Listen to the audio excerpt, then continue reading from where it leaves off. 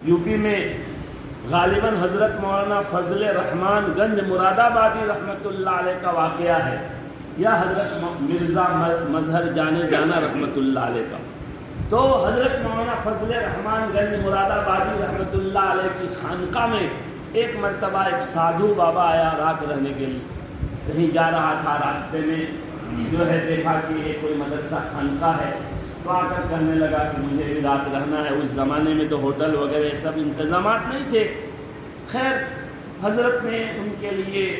جو ہے سونے کا کھانے کا انتظام کیا اور ان کا بہت اچھا اکرام کیا، اس لیے کہ اسلام تو یہی سکھاتا ہے کہ مہمان کا اکرام کرنا چاہیے، چاہے مہمان مسلمان ہو یا غیر مسلم ہو۔ من کان یؤمن باللہ والیوم الآخر فلیکرم ضیفہ، اس میں نہیں ہے ضیفہ المسلم۔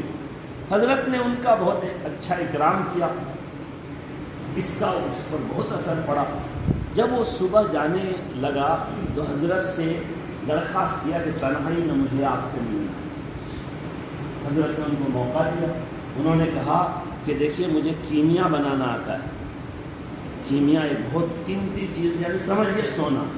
یہ مجھے سونا بنانا آتا ہے، میں چاہتا ہوں کہ آپ کو سکھا دوں،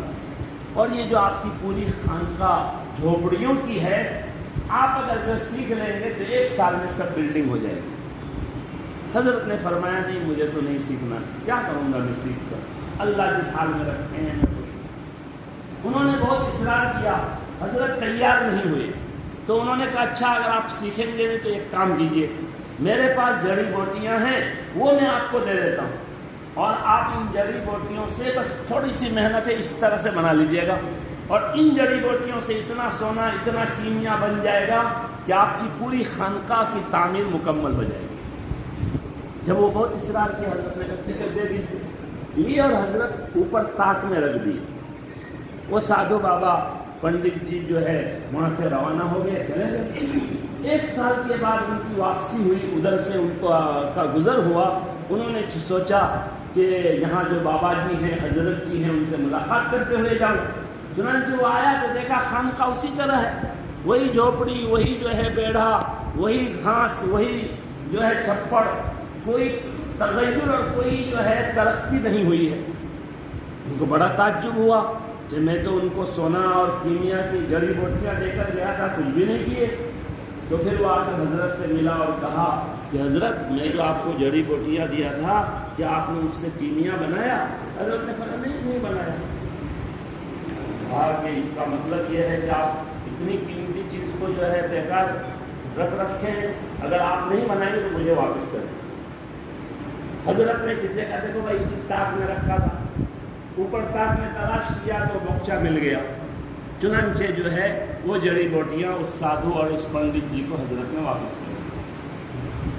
اس کے بعد جب وہ پنڈت جی جانے لگا، حضرت نے ان کو بلا کر فرمایا کہ ایک میرے پاس بھی ہنر ہے، تم اپنا ہنر مجھے سکھانا چاہ رہے تھے، تو اس لیے میں چاہتا ہوں کہ میں بھی اپنا ہنر تم کو بتا دوں۔ وہ ان چیزوں کا بہت زیادہ جو ہے شوقین تھا، کہاں اگر کچھ ہے تو مجھے دیجیے ضرور، جو ہے آپ کی بخشش ہوگی، آپ کی جو ہے بہت بڑی مہربانی ہوگی۔ حضرت نے فرمایا کہ الحمدللہ میرے پاس قناعت کی دولت ہے، جو اس کیمیا کی دولت سے ہزاروں گنا زیادہ بہتر ہے۔ چنانچہ سادھو بابا پنڈت نے کہا کہ بالکل آپ صحیح فرما رہے ہیں کہ یہ قناعت کی دولت، یہ کیمیا اور سونا اور بڑی سے بڑی جو ہے مالیت سے زیادہ قیمتی ہے۔ الحمدللہ علماء کرام کو اللہ نے قناعت کی دولت دی ہے، وہ 2000 4000 10,000 5,000 تنخواہ میں قناعت کرتے ہیں، اسی پر خوش ہیں کہ الحمدللہ اللہ جس حال میں ہمیں رکھے ہیں ہم جو ہے خوش ہیں۔ ہمیشہ وہ ان کی زبان سے شکر کے الفاظ نکلتے ہیں تو ہمارے جاہل لوگ سمجھتے ہیں کہ یہ بہت اچھے ہیں، حالانکہ اصل بات یہ ہے کہ اللہ کی طرف سے ان کے دل میں جو قناعت ہے اس کی وجہ سے وہ اپنا فقر کسی کے سامنے ظاہر نہیں کرتے، اس لیے کہ یہ علماء کرام تو صحابہ کی روحانی اولاد ہے، صحابہ کی شان ایسی تھی۔ بخاری شریف میں حضرت ابو ہریرہ رضی اللہ عنہ کا واقعہ ہے کہ بھوک کی وجہ سے بیتاب ہو جاتے اور بے ہوش ہو کر گر جاتے، لوگ سمجھتے کہ مرگی کی بیماری ہے اور چپل سناتے اور جو ہے بدن پر پیر رکھ دیتے کہ یہی علاج سمجھا جاتا تھا، حالانکہ مرگی اور جنون اور کوئی بیماری نہیں تھی، یہ بھوک کی وجہ سے تھا، لیکن پھر بھی کبھی کسی کے سامنے زبان نہیں کھولتے۔ حال یہ تھا کہ حضرت ابو بکر عمر رضی اللہ عنہما جن سے بڑی قربت تھی، جو گویا کہ بہت بڑے مربی، محسن، مخلص تھے، لیکن بھوک کی بے تابی میں بھی کبھی ان کے سامنے بھی زبان نہیں کھولی۔ حضرت ابو ہریرہ رضی اللہ عنہ کی مشہور حدیث ہے کہ ایک مرتبہ بھوک سے بے تاب ہو گیا تو حضرت عمر رضی اللہ عنہ سے جا کر جو ہے کسی آیت کا معنی، مطلب اور کوئی مسئلہ پوچھنے لگا۔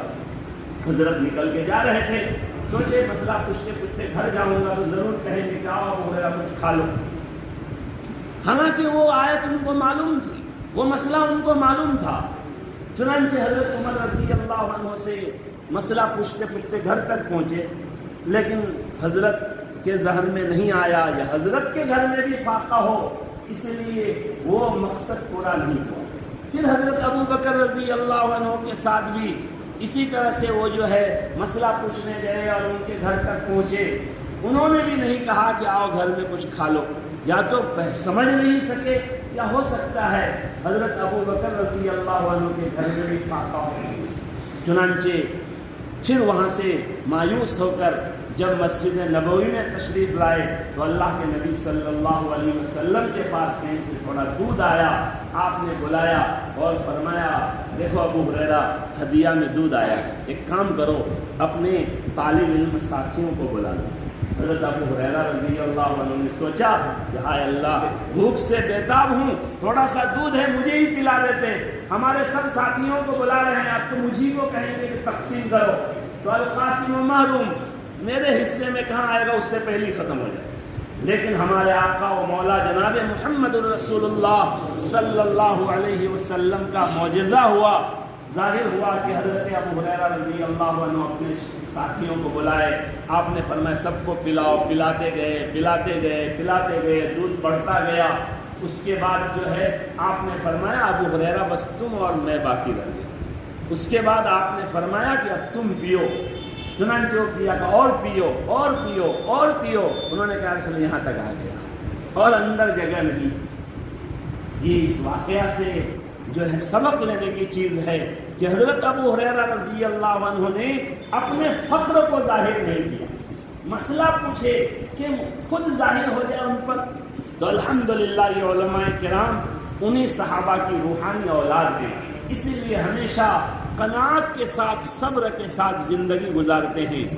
لیکن ان کی خدمت کے لیے اللہ تعالیٰ دنیا کے اعلیٰ سے اعلیٰ فرد کا انتخاب کرتے ہیں۔ چنانچہ حدیث میں یہ ہے کہ حضرت عمر، حضرت ابو بکر رضی اللہ عنہما کے مقدر میں وہ اس وقت حضرت ابو ہریرہ کی میزبانی نہیں تھی، سب سے اعلیٰ اور افضل تمام نبیوں کے سردار کے جو ہے حصے میں اتنی بڑی نیکی تھی، اس لیے اللہ کے نبی علیہ السلام کو